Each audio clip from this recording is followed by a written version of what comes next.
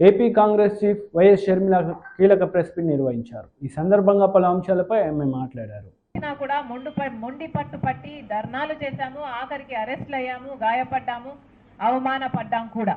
ఇదంతా పర్వాలేదు, ఆంధ్ర రాష్ట్ర ప్రజల కోసం ఎంత వరకు వెళ్ళడానికైనా సిద్ధమే. ఈ ప్రయాణంలో భాగంగానే ఈరోజు ఇటు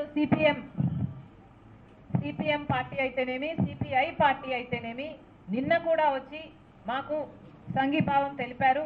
నిన్న కూడా వచ్చి మేము కూడా యువత కోసం పోరాటం చేస్తున్నాము, మీకు సంఘీభావం తెలుపుతున్నాము అని వాళ్ళు పెద్ద మనసు చేసుకొని రావడం జరిగింది. వాళ్ళకు కృతజ్ఞతలు. ఈరోజు సిపిఎం పార్టీ కూడా ముందుకొచ్చింది. ఈరోజు సిపిఎం పార్టీ మేము ఢిల్లీలోనే సీతారాం యేచూరి గారిని కలవడం జరిగింది. కలిసి పోరాటం చేద్దాము అన్న దాని మీద డిస్కషన్ జరిగింది.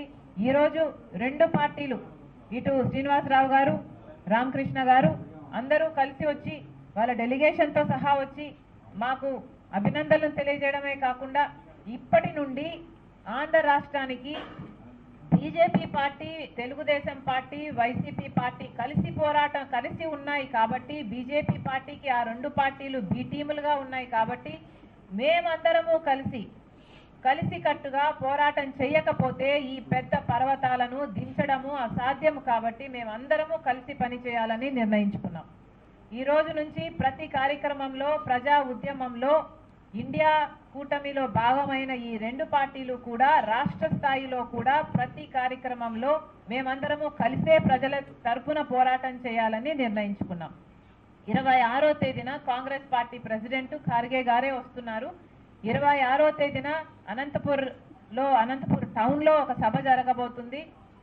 ప్రజా సమస్యలను ఉద్దేశించి మాట్లాడబోతున్నాము. ప్రజా సమస్యల తరఫున పోరాటం చేస్తున్న ఈ పోరాటంలో మేము ఇటు సిపిఐ పార్టీని, సిపిఎం పార్టీని కూడా ఆహ్వానిస్తున్నాము. మీరు కూడా పాల్గొనండి. అందరం కలిసికట్టుగా పోరాటం చేద్దాము.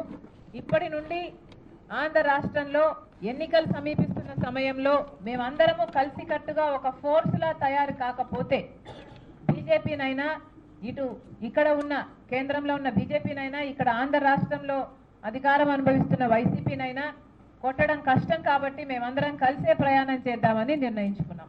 Thank you. నేను పొత్తుల పైన చర్చలు జరగలేదు అంటే నేను మీకు అబద్ధాలు చెప్పిందాన్ని అవుతాను. నాకు అబద్ధాలు చెప్పడం ఇష్టం లేదు. మా చర్చలు జరుగుతున్నాయి. మేము కలిసి పోరాటం చేస్తున్నప్పుడు కలిసి పోటీ చేసే అవకాశాలు లేకపోలేదు.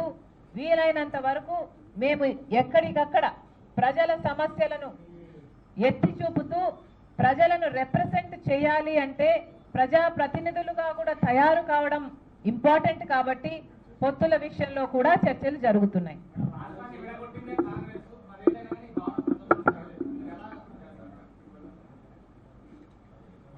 కాంగ్రెస్ పార్టీ అధికారంలో వచ్చునుంటే 2014లో మనకు స్పెషల్ స్టేటస్ వచ్చుండేది.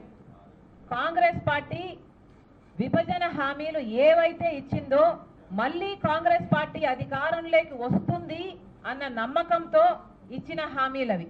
కాంగ్రెస్ పార్టీ అధికారంలోకి వచ్చుంటే ఆ రోజున 5 ఏళ్ళు కాదు 10 ఏళ్ళైనా మనం ఇంకా ఎక్స్టెండ్ చేయండి స్పెషల్ స్టేటస్ అని అన్నున్నా కూడా కాంగ్రెస్ పార్టీ 10 సంవత్సరాలు ఆంధ్ర రాష్ట్రానికి, ఈ 10 సంవత్సరాలు ఏ 10 సంవత్సరాలు అయితే బీజేపీ ఇవ్వలేదో స్పెషల్ స్టేటస్, ఏ 10 సంవత్సరాలైతే చంద్రబాబు గారు ఫెయిల్ అయ్యారో స్పెషల్ స్టేటస్ తేవడంలో, ఏ 10 సంవత్సరాలైతే జగన్మోహన్ రెడ్డి గారు ఫెయిల్ అయ్యారో స్పెషల్ స్టేటస్ తేవడంలో, ఈ 10 సంవత్సరాలు కాంగ్రెస్ పార్టీ అధికారంలో ఉంటే ఆంధ్ర రాష్ట్రంలో స్పెషల్ స్టేటస్ వచ్చుండేది. వేల కొద్ది పరిశ్రమలు వచ్చుండేవి, వేల కొద్ది లక్షల కొద్ది ఉద్యోగాలు వచ్చుండేవి.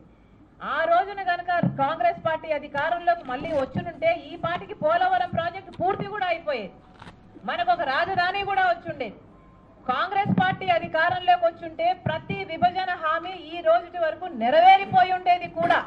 ఈ రోజు మనకు తెలంగాణ రాష్ట్రంలో ఆన్ పారుగా ఉండేది ఆంధ్ర రాష్ట్రం. ఈ రోజు లేదు ఆంధ్ర రాష్ట్రం అంటే ఈ పాపం ఎవరిదో ఆలోచించండి. బీజేపీ పార్టీ మాటిచ్చింది తిరుపతిలో, మోడీ గారు స్వయంగా మాటిచ్చారు తిరుపతిలో స్పెషల్ స్టేటస్ గురించి. మరి ఎందుకు మీరు అంత మా భక్తుంది అంటారు కదా, రామభక్తులం ఇంకో భక్తులం అంటారు కదా, మరి మీరు పుణ్యక్షేత్రంలో మీరు మాట ఇచ్చి మీరే మాట నిలబెట్టుకోకపోతే మీరు ఎలాంటి మనుషులు? మీరు మోసం చేసిన వాళ్ళు కాదా అని అడుగుతున్నాం. అధికారంలోకి వచ్చింది చంద్రబాబు గారు, స్పెషల్ స్టేటస్ కోసం పొత్తు పెట్టుకుంటున్నామన్నారు. కానీ ఆయన ఆ మాటను విమర్శించారు. జగన్మోహన్ రెడ్డి గారు స్పెషల్ స్టేటస్ కోసమే అన్నారు, మూకుమ్మడి రాజీనామాలు చేస్తామన్నారు. కానీ అధికారం వచ్చినాక అధికారం అనుభవిస్తూ ఒక్క రాజీనామాలు కూడా ఎందుకు చేయలేదని అడుగుతున్నాం. వీళ్ళు కాదా బీజేపీకి మన స్పెషల్ స్టేటస్, మన పోలవరం, మన రాజధానిని తాకట్టు పెట్టింది ఎవరో ఆలోచన చేయాలి ప్రజలంతా. మన తిరుపతిలో మోదీ గారు స్వయంగా వచ్చి 10 సంవత్సరాల స్పెషల్ స్టేటస్ ఆంధ్రప్రదేశ్ రాష్ట్రానికి ఇస్తాము అని